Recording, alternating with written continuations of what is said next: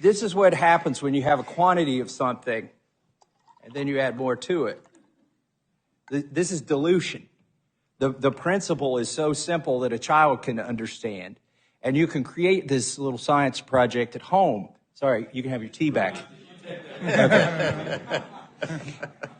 But the principle is called dilution. And when you print $5 trillion and you put it into the economy, you have diluted the value of the money. So, for instance, if you had a minimum wage at some amount, and somebody was making minimum wage, and they were still making minimum wage after this money was printed, they actually are making considerably less in terms of real dollars. It's dilution.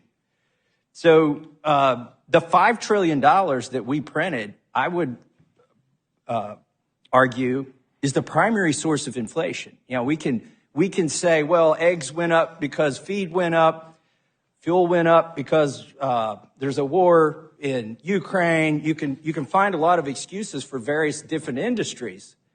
But what is the probability that every price went up all at the same time? You can't blame them on specific supply chain problems. The thing how do you explain the global? Yes, I'm glad you asked me that, Professor Raskin. Because they did the same thing in Europe. They did this everywhere. They printed their own equivalents of the Federal Reserve and treasuries, created their own money out of thin air. Mm-hmm. It may be the only thing that saved our dollar is that everybody else did the same thing to their currency. And so the question is, right now we're coming up on the debt limit. Why isn't anybody proposing to print more money? Why aren't the economists proposing to print more money? Because it is poison.